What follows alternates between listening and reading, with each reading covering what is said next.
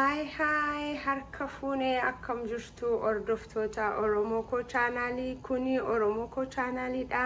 Ani immoo Burtukaan Danuuti. Har'a immoo viidiyoo biraadhaan gara keessanitti deebi'ee dhufe. Kanaafiyyuu egaa Oromoo koo chaanaal like, share, subscribe gochuudhaan na jajjabeessa. Ilmaan Oromoo chaanaalii afaan Oromoo guddisuu fi akka ilaalamu gochuu fi ilmaan Oromoo ummatu jajjabeessa waanta ta'eef na jajjabeessa. Egaa gara viidiyoo isaatiitti gaafan darbu har'a ittoo dinnichaa fi foonii walitti hojjedha jechuudha. Ittoo diimaa jechuudha. Isaan kanaa fi wantoota na barbaachisu eegan isinitti mee booda gara viidiyoo isaatiitti darbina. Dinnichaa as biraa qaba, barbarree as biraa qaba, foon mummuradhee as biraa qaba. Inni kun soogiddaadha, kun timaatimiidha, inni kun zayitiidha, inni kun qullubbiif jinjibilaadha, inni kun immoo makallashaadha. Dhuma irratti itti mi'eeffachuuf urgeeffachuuf itti godhadha jechuudha. Isaan kanatti aanee immoo as biraa kan hin qopheeffadhee jiru akkuma isin ilaalattan bishaataa jira. Shunkurtaa kooti, shunkurtaa koo qopheeffadheera. Kunoo akkuma ilaaltanii bishaataa jira. Gaafa xiqqoo ishee bishaatu gara keessanitti deebi'een dhufa. As biraa immoo isa gosa lammaffaan immoo xiqil goommanii waaddii isaa jechuudha. Waaddii isaan isinitti agarsiisa. As biraa xiqil goommanii koo mummuradheera. Qaariyaan illee irra keessatti urgeeffachuuf na barbaachisa. Zayitiin jira, soogiddi jira, qullubbiif jinjibilaa warroota kanaaniin hojjetadha. Achi biraa gatiin qopheeffadhee jiruufidha. Isaan kanaaniin hojjedha. As biraa immoo shunkurtiidhaa fi timaatimii koo haala kanaan qopheeffadheera. Inni kunis gaafa bishaatu gara keessanitti deebi'ee dhufaa. Ilmaan Oromoo bakka jirtanitti nagaan fayyaan gammachuun isin biraa hin dhibamini. Kunootti egaa shunkurtiin keenya bishaataa jira. Akkuma isinitti mul'atu jechuudha. Shunkurtaan koo bishaataa jira.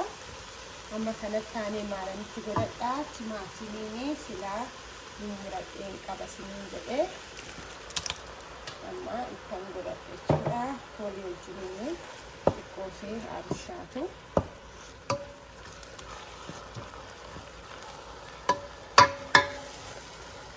Gaafa inni kun walii wajjiniin xiqqoo ishee bishaatu deebi'een gara keessanitti dhufa. Akkuma isin ilaalaa jirtanii bishaataa jira. Shunkurtaan keessanii ammallee akka gaariitti bishaatutti eeguudha. Xiqqoo ishee yeroo inni bishaan fixatu gara keessanitti deebi'een dhufa. Bishaataa jira. Kanaafiyyuu anuma faana tura. Kunootti inni kun immoo shunkurtaa kanii isanii xiqil goommanii qopheeffadheedha. Akka gaariitti bishaateera inni kuni. Kunoo isinitti mul'ata. Inni kun akka gaariitti bishaateera. Kanatti aanee maalan itti godhadha? Zayitiin itti godhadha jechuudha. Isa kanatti zayitii baay'ees baay'isuun nurra hin jiru. Baay'ees xinneessuun nurra hin jiru. Gidduma galeessa itti godhachuudha. Zayitiin kunii fi shunkurtaan koommoo yeroo akka gaariitti bishaatu deebi'een gara keessanitti dhufa. Kunoo akkuma isin ilaaltanii akka gaariitti bishaataa jira. Kaameeraan kun taasisuu agarsiisuu fedheeni. Kun yeroo akka gaariitti bishaatu gara keessanitti deebi'een dhufa. Anuma faana tura. Kunoo shunkurtaanii inni kan xiqil goommanii keenya baay'ee bishaataa jira. Xiqil goommaniin yeroo baay'ee fudhatu shunkurtaa bisheessuu duwwaadha. Kan qopheeffannee naani. Amma kanatti taasisee kan inni itti godhadhu qullubbiif jinjibilaa isa silaa qopheeffadhee jechaadha. Isa xiqqoo ishee eegan itti godhadhee booda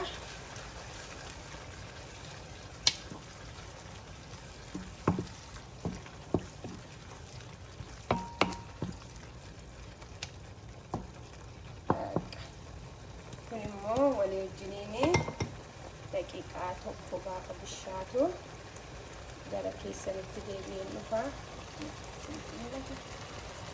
Akka gaariitti bishaataa jira.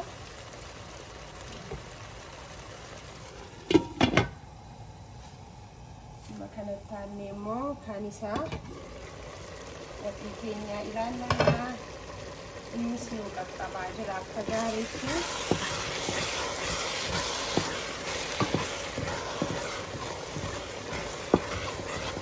Shunkurtii ani yeroon dinnicha hojjedhus maaliifii dinnichi qobaasaa gatii gurguddaa ta'ee fi shunkurtii nama guddisa gatiin jedhee yaaduu fi yeroo tokko ani shunkurtiitiin baay'isee hojjedha. Isin garuu akka barbaadanitti xiqqeessitanii hojjechuu dandeessu. Hundumti keenya akka mana keenyatti haala garaa garaatiin hojjenna. Amma inni xiqilgoomanii keenya qaqqabeera kunoo amma kanatti aansee kan inni itti godhadhu as biraa akkuma ilaaltanii xiqilgoomanii koo san qopheeffadhee jiruni ittiin godhadhaa jechuudha. Amma kun akkuma isinitti mul'atu.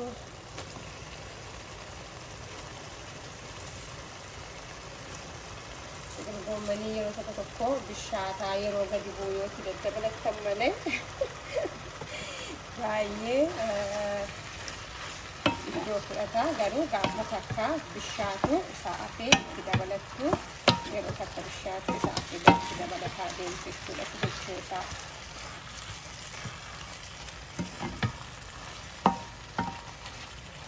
Kana eeganitti godhadhee booda deebi'een gara keessanitti dhufaa. Amma faaya tura.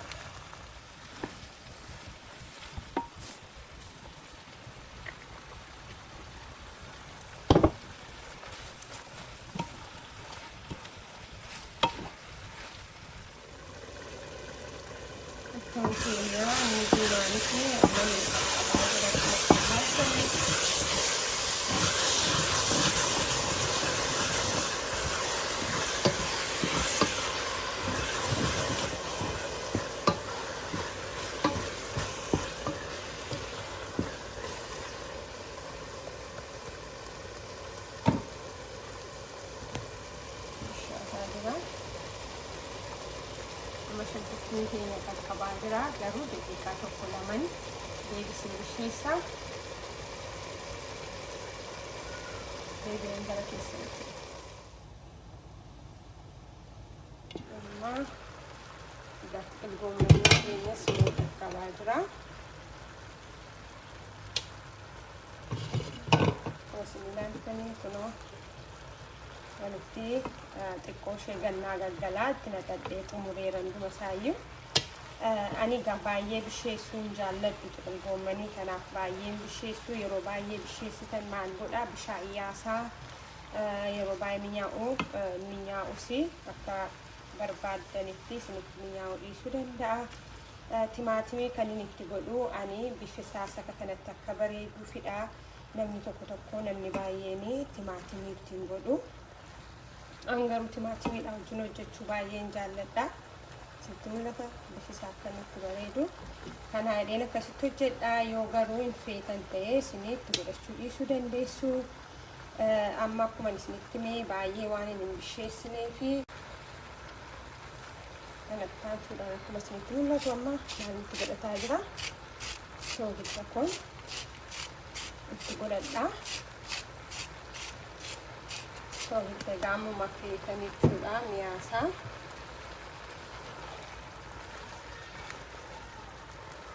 Amma kanatti aanee daqiiqaa tokko lama duwwaa eegee ittiin dhaamsachuudha. Qaariyaa koo itti babbaxaffadhee deebi'een gara keessanitti dhufaa.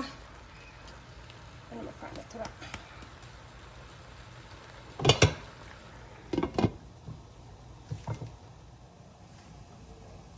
As biraammoo tonkoonni diimaanis qaqqabaa jira. Akkuma isin ilaaltanii shunkurtaan isaa gaalloo bishaateera jechuudha. Amma akka gaariitti kana isaanii maalanitti godhadhaanii akka kootu jechuudha. Kunoo shunkurtaan isaa akka gaariitti bishaateera. Kanatti aansee kan inni itti godhadhu barbarreedha jechuudha. Barbarree kun itti godhadha.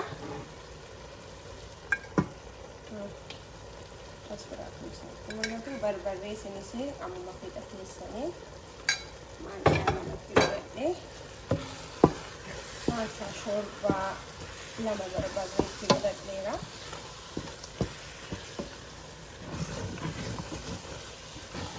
Akka distiin keessan sinjalaa hin qabne immoo sirriitti sinirraanfatinaa akka gaariitti jallisaa akka sinjalaa hin qabne galii basaa ga'aa fi akka gaariitti sochoofadha.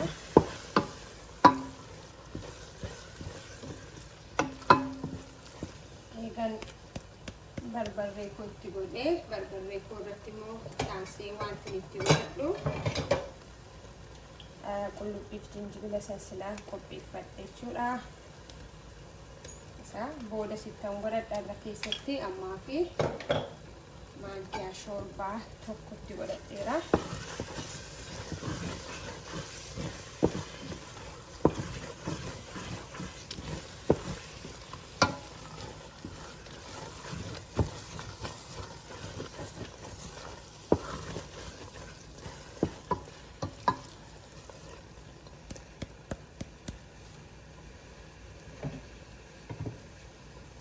Gaafa xinnoo bishaatu deebi'ee gara keessanitti dhufa. Ittoon diimaa keenya amma bishaataa jira.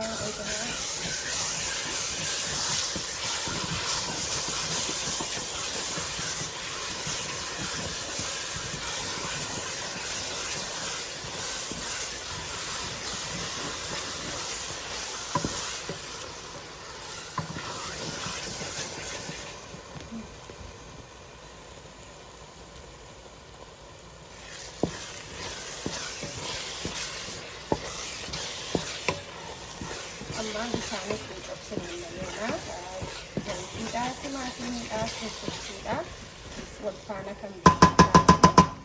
Yoo akka isin jalaa qabetti isinitti dhaga'ame immoo as biraa kunoo akkuma isin ilaaltanii kunoo bishaan kan qopheeffadhee jira xiqqoo ishee itti godhadhee.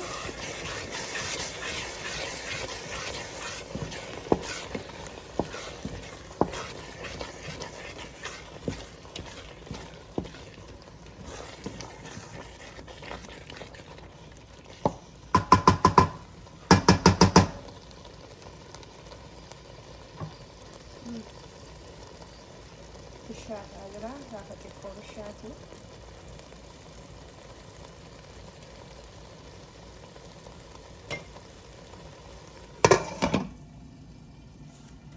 As immoo sagal goomanii keenyas yoo qaqqabeera kunoo amma kanatti aansee sagal goomanii kootiif kan na barbaachisu maal duwwaadha. Qaariyaa isaanii sila qopheeffadheen itti godhadha jedhe duwwaadha malee ishaateera kunoo.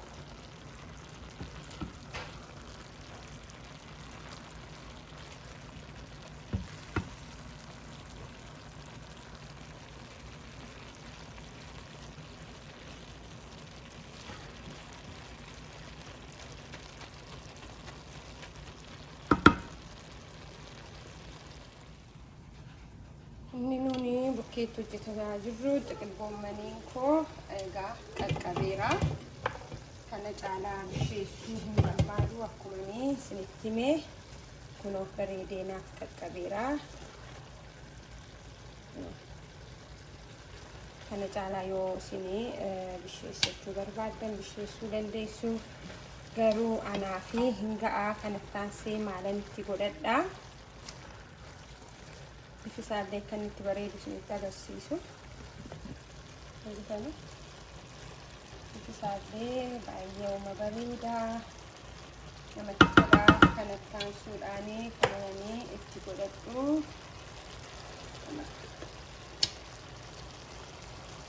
Qaariyaadha. Qaariyaan qopheeffadhes biraatti godhadhee xumureera jechuudha. Xiqil goomaniin koo guyyaarraa kana fakkaatee xumurameera. Gara ittoo keenyaatti as biraa abiddachuudhaan fadha. Ittoo keenya kunoo afaa gara ittoo keenyaatti darbina. Kuni gaafa nyaata keenya wajjin dhiyaatu maal akka fakkaatu isinitti agarsiisa. Amma gara ittoo keenyaatti darbina. Ittoon kun as biraa kunoo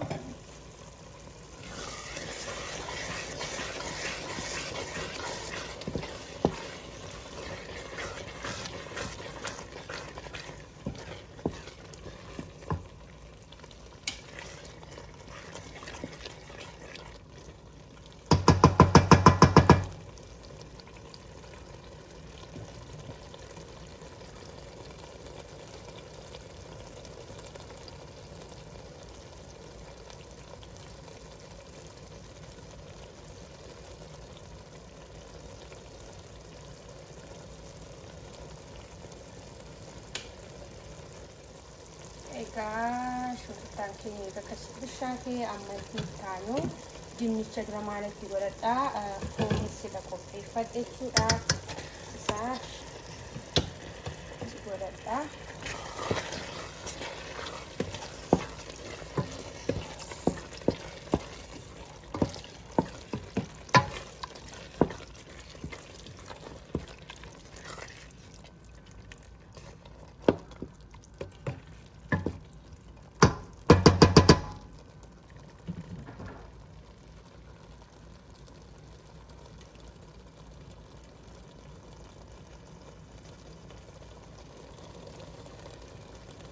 Foonii fi shunkurtaan egaa waliin immoo bishaatanii deebiin gara keessanitti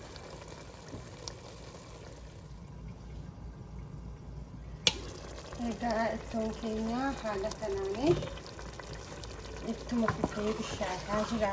Amma nuti foonii fi foonii shunkurtaa timaatimii zayitii barbareedha warri kun warri waliin bishaataa jiranii isaanii akka gaariitti nu bishaatanii boodadha. Kan nuyi dinnicha keenyatti godhannu maaliif dinnicha dhumarratti itti goonaa dinnichi yeroo baay'ee yeroo ittoo hojjetatanii dursitanii itti gootu yoo ta'e dinnichi keessan bishaatee baay'ee shiroo ta'uu danda'a. Yeroo kana immoo namatti hin tolu.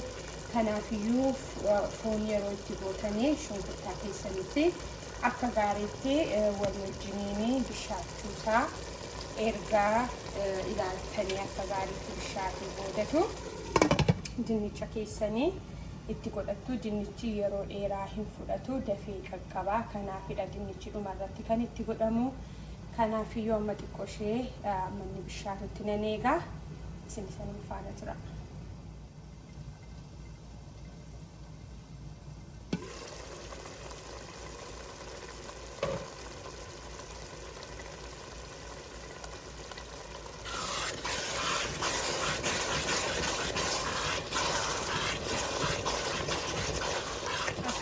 Wanti nuti yeroo shunkurtaa keessan bisheeffattanii harka keessan irraan fudhatinaa. Maaliif harka keessan yeroo dheeraa abidda keessan yookaan immoo humna isaa guddaa isaarra hin kaa'atinaa, haayirra hin kaa'atinaa. Maaliif yeroo humni isaa baay'ee ol guddataa ta'u shunkurtaa keessan daddaftanii yoo sochoofattan malee isin jalaa distiin qabatee waxiin keessanis mi'aasaa akkanumatti hin tolle taasisamaa ta'a. Isin nyaa'u. Kanaafiyyuu akka ittoon keessan isinitti nyaa'ee nyaatanii fi akka keessan daddafaatiisa sochoosaa. Amma xiqqoo ishee na'afa. Eega xiqqoo bishaatee booda dinnicha keenyatti godhanna.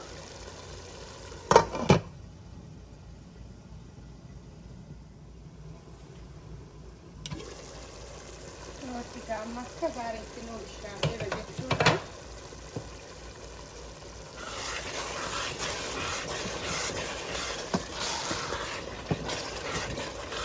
Amma kanatti aanee maalitti godhannaa dinnicha keenya isa qopheeffannee itti naqannaa jechuudha.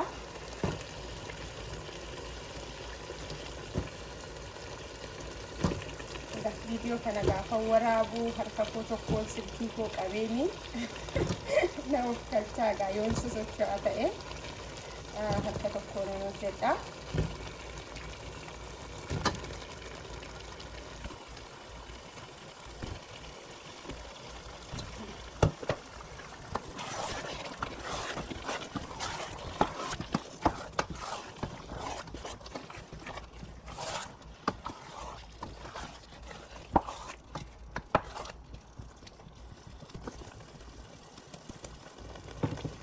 Godhadheera dinnicha koo kun akkuma isinitti mul'atu. Kun yeroo ishee xiqqoo ishee bishaatu deebi'een isinitti dhufa. Bifa isaa akkuma isinitti himee barbarree kana caalaatti baay'ifachuu dandeessu. Garuu ijoolleen koo waan nyaatanii fi baay'ee barbarree ittiin baay'isu. Kanaafidha. Isin immoo fedha keessa yoo ta'e baay'ee diimessuu dandeessu. Yeroo baay'ee ittoon diimatee hojjetamus namatti tola. Kan koo gaafa bishaatu ilaallaa anuma faana tura.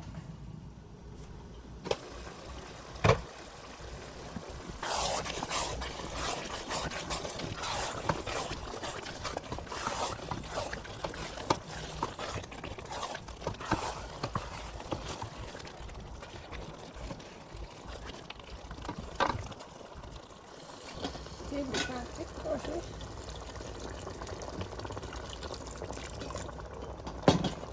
Aku distiin koo gadi dalaasa jalaa hin qabanne jechuudha. Yeroo bishaan qabu distiin isin jalaa qabata. Kanaafuu gaafa xiqqoo bishaatu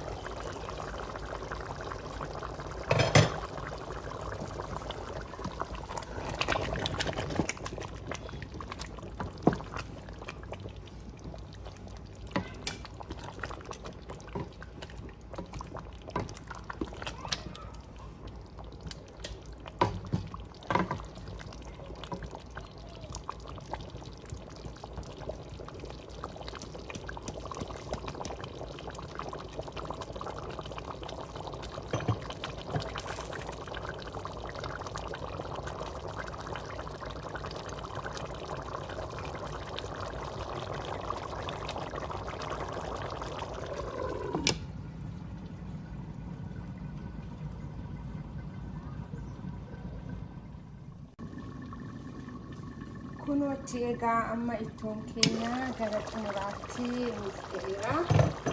Xumura irratti amma wanti nuun goonu maalidha? Xiqqoo ishee qullubbii akkuma isinitti hime dhumarratti sitti godhachuu natti tola. Itti aansee makallashaa koo silaa kan qopheeffadhe.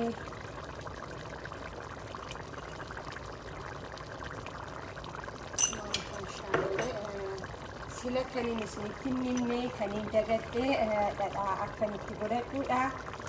Dhadhaa itti godhadha. Itti aansee dhumarratti immoo kun osoo giddaa amma fedha keessanii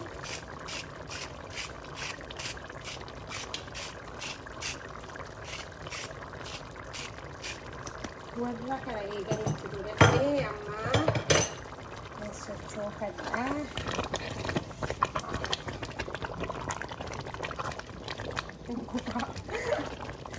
Suutatanii sochoofachuu qabdu gaafa gara jalaa dhiisanii ol tokka'a.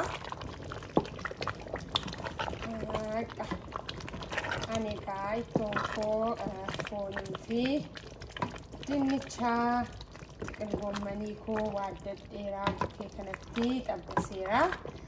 Isaan kana haala salphaa ta'een hojjedhee amma gara laaqanaatti sa'aatiin keenya nu biraa laaqanatu ga'ee jira. Kunoo haala kana fakkaatuun xumureera. Ashabuu ilaala. Ashabuu xinnoo lama tokko. Kun isinitti hime akkuma fedha keessanitti itti godhachuu. Xinnoo seenuu jalaa hafa.